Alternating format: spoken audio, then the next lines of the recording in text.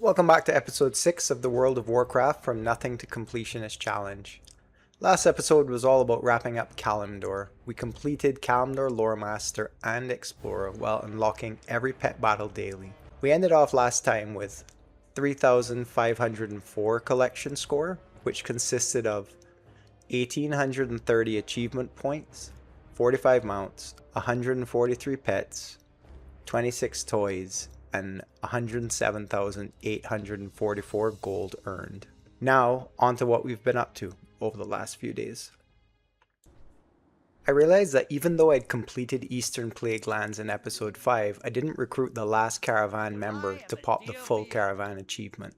All I had to do was ask nicely, and Beezel Linkspanner joined. Next up, I spoke with Gek Nozzle Rocket, who sent me on the longest rocket ride ever down to Badlands. It felt like it took 10 minutes to get there, so it was a good spot to AFK for sure. Once we made it to Fuse Light, I made my way to the nearest barmaid to drink my sorrows away and earn the It's Happy Hour Somewhere achievement for drinking 25 different beverages. A short time later, everyone's favorite animal cruelty quest was in the bag for punting 12 billy goats off the mountain within 60 seconds. The achievement for exploring Badlands was next up, and simple enough to earn as it's a relatively straightforward zone with only 10 subzones. We were only missing one pet from Badlands, which was the king snake. It took me a while to hunt down a rare version, and as luck would have it, I found 2 rares in the same battle. Too bad you can only capture 1 rare per battle. Another iconic quest added with the Cataclysm revamped zones is the Day Deathwing came chain. Salama Ashalanore.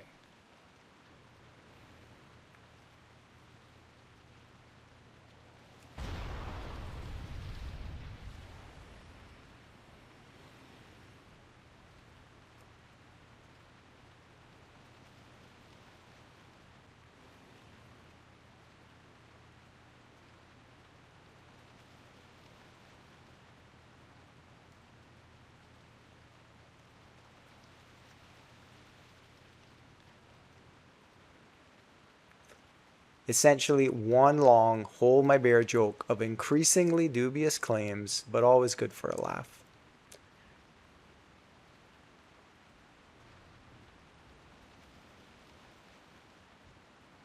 Fittingly, finishing the final quest popped the overall Badlands zone achievement, giving us our 3rd Eastern Kingdom zone completed for Loremaster and Explorer. I popped over to Searing Gorge to start there on the questing and almost immediately unlocked the Explore Searing Gorge achievement. Flying there every day for the Midsummer dailies had unlocked almost the entire zone already, giving me a big head start.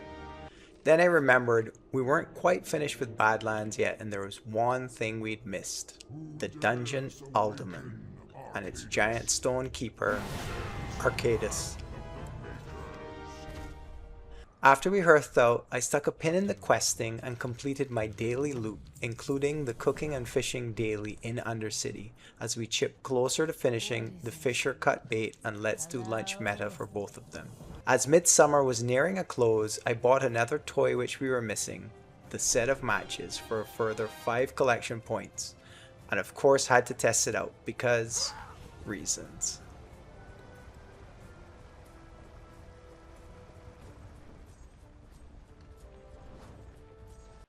One of the things I've really been looking forward to in this challenge was finally taking part in the Stranglethorn Fishing Extravaganza. It's one of World of Warcraft's oldest world events, having first being introduced all the way back in patch 1.7 in 2005. For years it was considered one of the most prestigious competitions in the game. Every Sunday afternoon, hundreds of players from across the server would descend on the beaches of Stranglethorn Vale. As soon as the event began, everyone would scatter across the coastline, trying to catch speckled tasty fish as quickly as possible.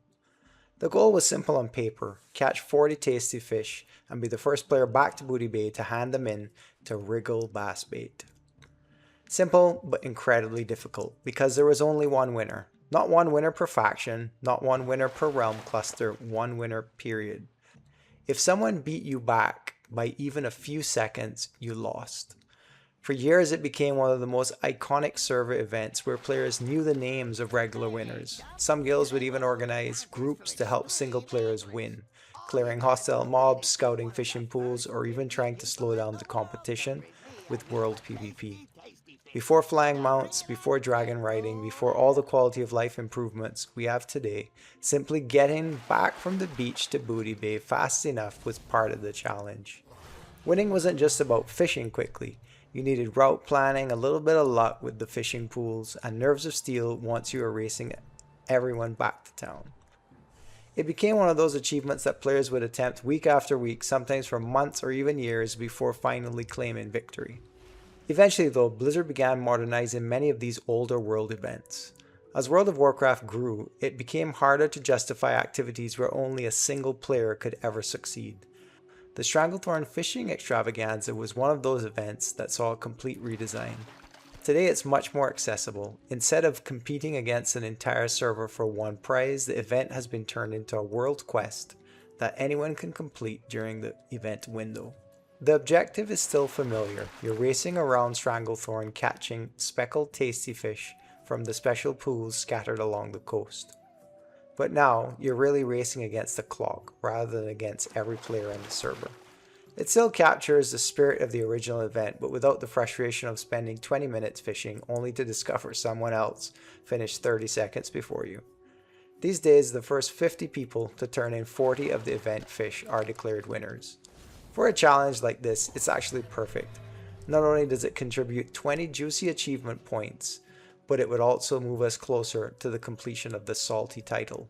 With all that history in mind, it was finally time to see if I could win the Stranglethorn Fishing Extravaganza myself. Having actually won it back in the day when it was one single winner on the server, it was hugely nostalgic to come back again to compete against other players.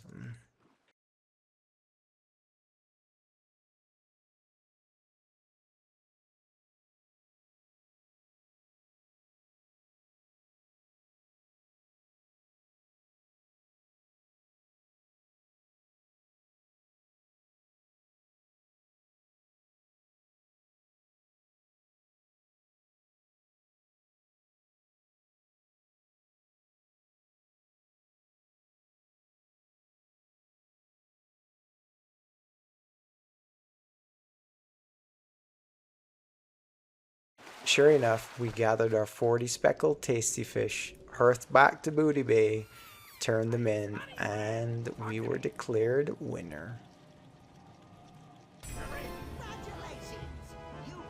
It's another piece of World of Warcraft history checked off from the list, and another step closer to becoming Azeroth's ultimate completionist. After coming off the high of winning the fishing derby, I did the calendar pet trainer dailies and dinged 83 along the way thanks to Daggra the Fierce in the Northern Barrens. After winning the Stranglethorn Fishing Extravaganza, I was riding pretty high. Things were going my way, my fishing luck was finally turning around, and I figured, why stop there? A few episodes ago we managed to catch Old Crafty in Orgrimmar after 1391 casts and more than 5.5 hours of fishing. Surely Old Ironjaw couldn't be any worse, right? Well, famous last words. Old Ironjaw is the Alliance counterpart to Old Crafty and lives in the canals beneath Ironforge. Just like Old Crafty, there's no trick to catching it. No special bait, no secret fishing spot, no hidden mechanic. You simply cast your line over and over and over again. It's one of those achievements that's entirely at the mercy of the RNG gods. Some players catch it in under 100 casts, others spend thousands. For years, players have argued about whether fishing skill matters, whether the time of day makes a difference, or if standing in a particular spot improves your chances. But after almost 20 years, the community has never found any evidence that any of it matters. It's just luck. And today, we're going to find out exactly how much luck we have left after the fishing extravaganza. Also, for those of you with a keen eye, you'll see I've done away with the collection score overlay, and we now have our very own collection score add-on. I'll have a link to the add-on in the description and talk more about it later in the video. But for now, let's get back to Old Ironjaw.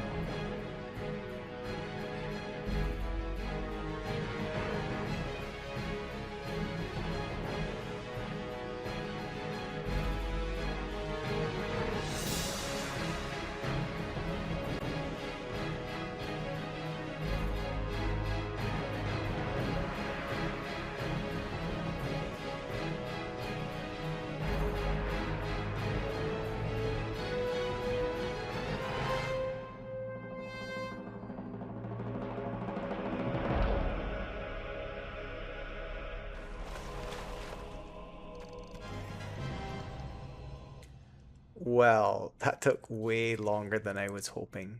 When I started fishing today, I genuinely thought this was going to be a nice bonus achievement and a good bookend to Old Crafty.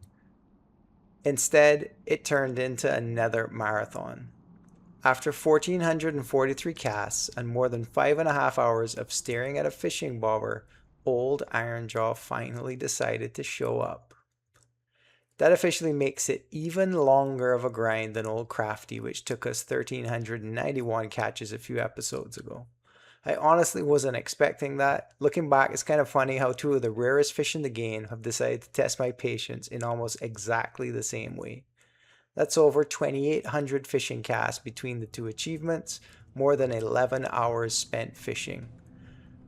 All for two fish that disappear into the achievement panel the moment you catch them.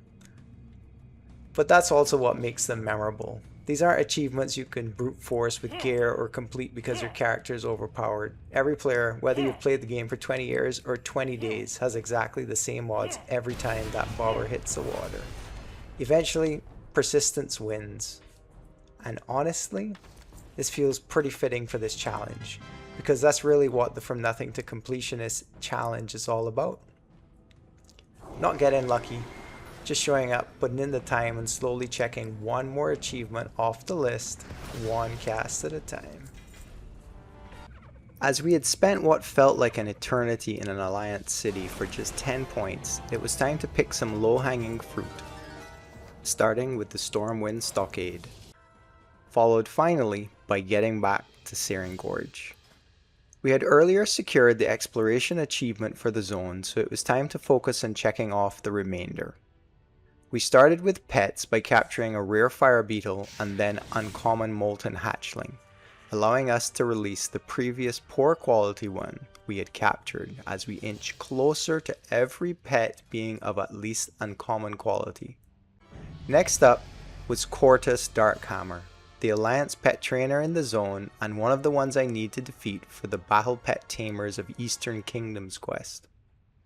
Then it was time to lock in and grind out the rest of the zone, which took around an hour.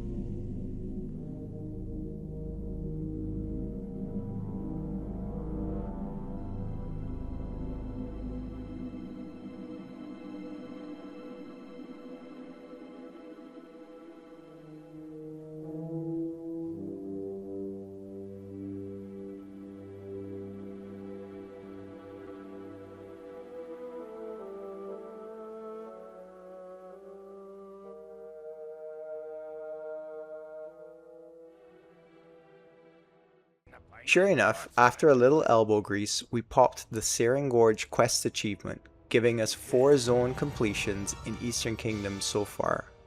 After that, I had Lower Blackrock Spire to complete as my final dungeon in Blackrock Mountain we have available to us at this time. Along the way, we unlocked the Smolderweb Hatchling and Wurgpup pets. Not sure why the journal was acting up, but all the same, it was another 6 points to the tally. After that, Overlord Wormtalak fell to our blade, popping the overall dungeon achievement. Then I decided that I needed to finally move into my new home. I know player housing is something which was added in Midnight, but there are achievements for gathering a large amount of lumber for each expansion, starting with vanilla zones, and it is something I can work on gathering as I progress through my challenge, and eventually craft all decor available from my warband with the lumber I gather. As I haven't played this version of the game in a minute, it took me a while to get my bearings, but eventually we found a great plot on the beach for our home. Yes!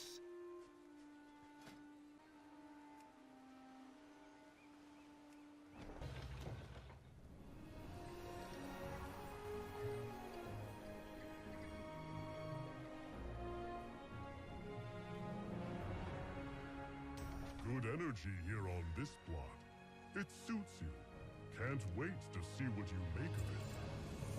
With this unlock out of the way, we can also begin working on community coupons, which are like shared neighborhood goals, some of which can be earned by just everyday tasks we're doing currently in Eastern Kingdoms and Kalimdor without needing to travel to new locked zones.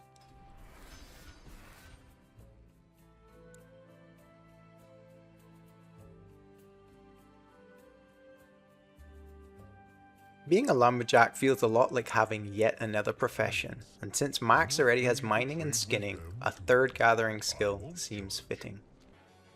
With that side quest out of the way, it was time to head to Silvermoon City to check off the last city needed for the Big City Pet Brawlin' Horde achievement.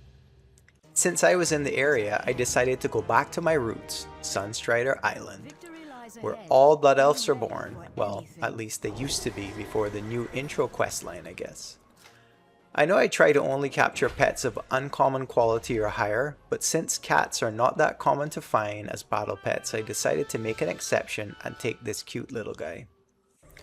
I've generally stayed away from questing in starting zones because there are no quest achievements for these zones, Eversong Woods, Durotar, Mulgore, or Tirisfal Glades.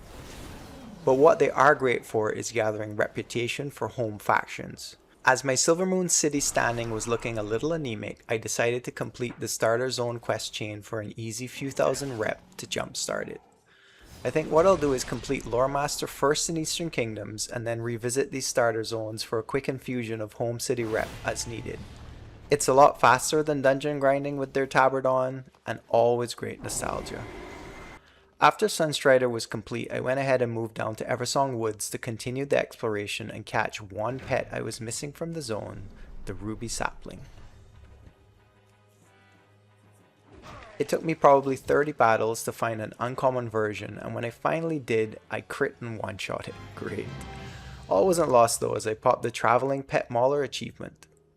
Only a few battles later, I did come across another uncommon version, and this time I made no mistake and caged him without incident. My good friend All the Things also alerted me to the vendor Jilan, who sells 2 Dragonhawk pets I don't have. Just like that, 3 new pets in no time. These zones are a giant pain, as after almost 20 years, for some reason flying is still not enabled here, which makes traveling all on foot and ground mount tedious. Eventually though, I was able to complete the zone exploration achievement and then moved south to set my sights on Ghostlands. We were only missing one pet from the zone, the undead type Spirit Crab, which can be useful for certain matchups. Managed to pick one up at uncommon quality pretty quickly and then focused on the rest of the zone. This is always a slog due to the no flying and long quest chains which require a lot of travel. Let's lock in.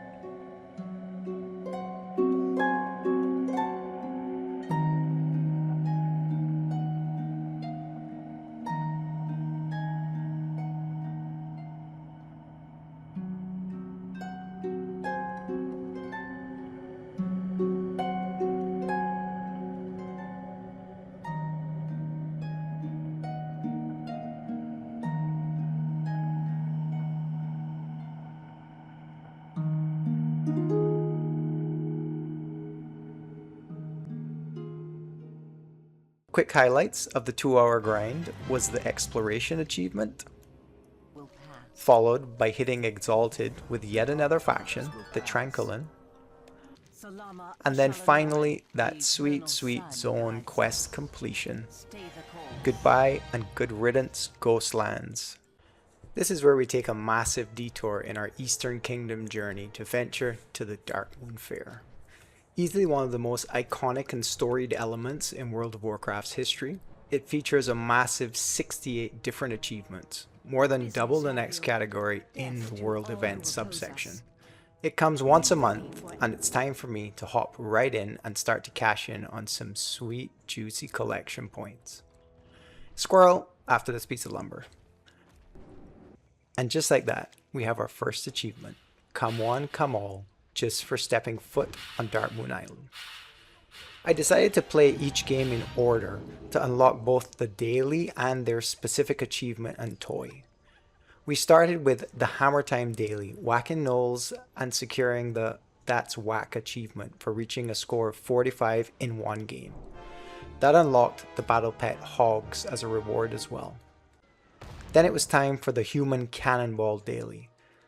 And after some calibration, I was able to nail the Blastenheimer Bullseye achievement for hitting the landing. 10 more sweet achievement points. Then it was over to the shooting gallery where we made quick work of the quick shot achievement. 10 more. The taunt daily was also relatively straightforward, needing to hit a total of at least 45 targets during one round to nail the Ace Taunt Commander achievement. This also unlocked the Darkmoon Taunt Controller toy for our troubles. Then it was the Blazing Wings minigame for soaring high above the fairground, collecting fiery rings. There are 3 achievements tied to this one, and all are simple enough. The Flying High, Ringmaster, and Brood of Alice Razor achievements. This unlocked the Blazing Wings toy.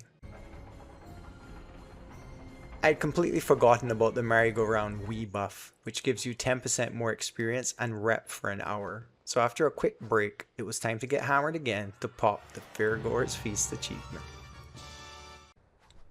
I realized that I was missing the simple flour needed to complete the cooking weekly quest, so I had to pop out to Thunderbluff to snag a few before returning and cooking my frogs up. That was the last of my profession quests I needed to unlock the Fair Favors achievement for completing 5 profession quests.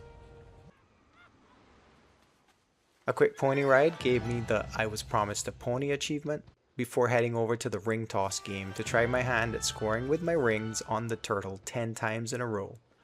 It was easy enough to be able to unlock the triumphant turtle tossing achievement and the Darkmoon ring flinger toy.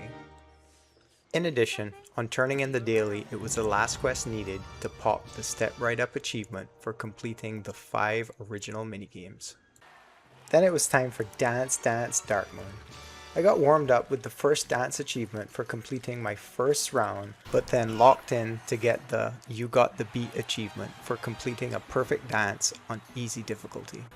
I followed that up by the What a Feeling for completing the perfect dance on medium difficulty, and then after doing it manually for a while, the hardest difficulty was throwing me for a loop. So I went out and picked up an add-on to help with tracking the combinations needed, which was a big help in securing the Make You Sweat achievement for a perfect game on the hardest difficulty.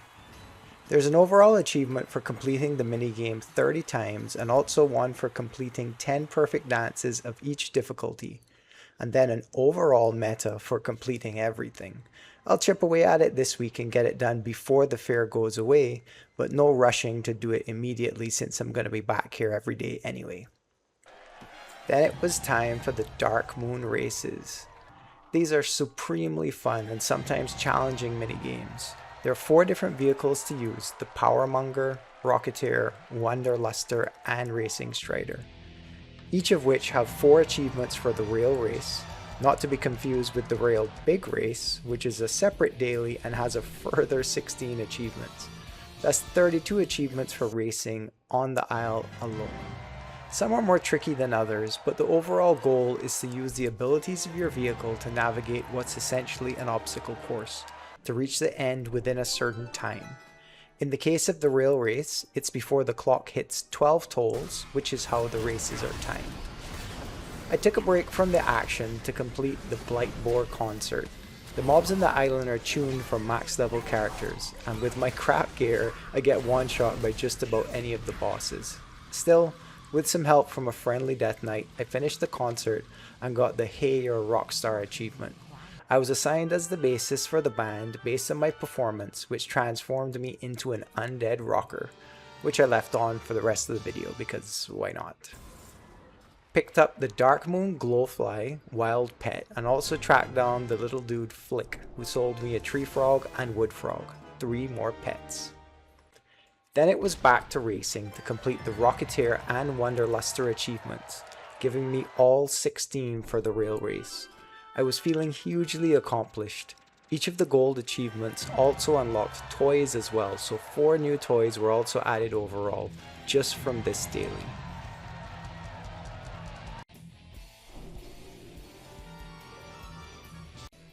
I opened the Darkmoon game prizes we got from our dailies and managed to get lucky and snagged a legendary battle pet, the Darkmoon Tonk, from it. This was also our 150th unique pet, which unlocked the Littlest Pet Shop achievement and also awarded the Celestial Dragon battle pet. Then, since I was already in a fishing mood, I decided to try my hand at it once more and fish up the 970 Darkmoon Dagger Maw needed to buy all the toys, recipes, pets, and mount from the vendor on the island. Now these fish can be bought from the auction house for about 10 gold each, but rather than waste 10k gold, and also because I was after the Sea Pony pet, which is not tradable, and the Darkmoon fishing cap, which also come from fishing, I decided to burn almost 4 hours getting it myself. Honestly, the fair is such a cool atmosphere with rare bosses spawning and emoting to concerts and music festivals every hour or half hour, and races and mini games going on all around you. They're worse ways to spend your time. While I'm fishing my heart out, the reason Darkmoon is so important is clear. With so many collectibles here, it's a gold mine for us in the challenge. Many of the mounts, toys, and pets are gated behind Darkmoon tickets, which you get from dungeon and PvP turn-ins and doing the dailies. By my calculations, I'll need almost 6,000 of these tokens. The dailies only give 9 per character. Since current level dungeons are off limits for max at the moment, I'm pretty much stuck at 9 a day for the time being, plus a few extra, so it's going to be a grind. It will speed up over time as we're able to do pet dailies and unlock alts, but make no mistake, we're going to be running Darkmoon every month indefinitely pretty much. Now let's get to fishing up 1,000 of these Dagger Maw.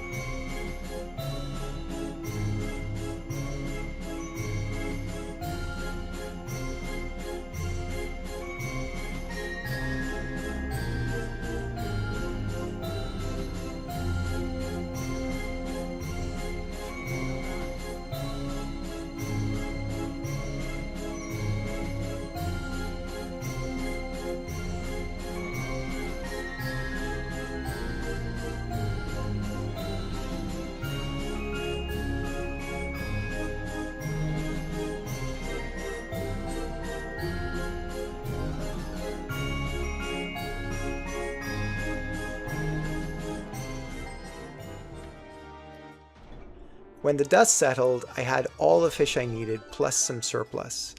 And I had gotten the Sea Pony. The Darkmoon fishing cap had eluded me though, and after 1,000 catches I decided to stop the hunt for it. It doesn't actually unlock any collection points as there's no achievements attached to it and it's not a toy, but it's still cool and a profitable item to have as it spawns a Darkmoon fishing pool once every hour, and those are worth 200 to 300 gold each. I'll be coming back to the grounds for many months to come, so I'll keep an eye out for it. It felt great to learn all the items we had just bought, especially our new mount. our first underwater mount, the Darkmoon Skate. On that high, this is where we're going to be ending off this episode. We kept on rolling and ended at 2260 achievement points. That's a 430 achievement point gain from the start of the episode. 253 out of 5,863 have been completed. That's over 4%. In terms of mounts, we added one this episode, the Darkwater Skate, to end at 46 total. In terms of pets, we end at 163, an addition of 20 from the start of the episode. And for toys, we ended at 35, having added 9. Now for the gold totals. As usual, I haven't opened any gold mail since last episode, so let's take a look and see what we sold.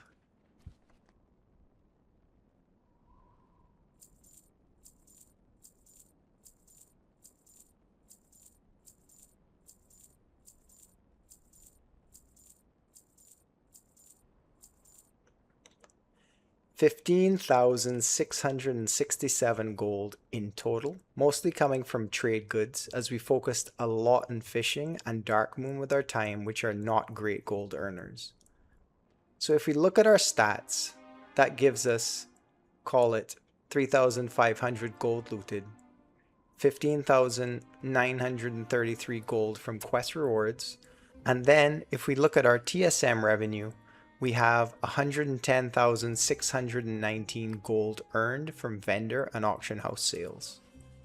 So if we put all those numbers together of gold looted, quest rewards, and TSM revenue, we end up at 130,052 gold for an overall collection score of 4,104 collection points, or a 600 collection point gain since last episode. The add-on for tracking our collection score does update my numbers dynamically as achievements, toys, mounts, or pets are earned. And while there is an option to have it dynamically show your gold, there is a second option to manually set your gold total, which is how I'm using it. The link to its CurseForge page is in the description, so for those of you who are interested, please try it out and let me know what you think. Thanks to everyone for the continued interest, thoughts, and comments. The juggle between playtime and editing these videos is a bit of a challenge on top of my day job, but I'm enjoying it so far for the most part and making tweaks to my editing to make it more sustainable in the long run, because it's going to be a long run to say the least. Happy collecting everyone, and I'll see you in our next video.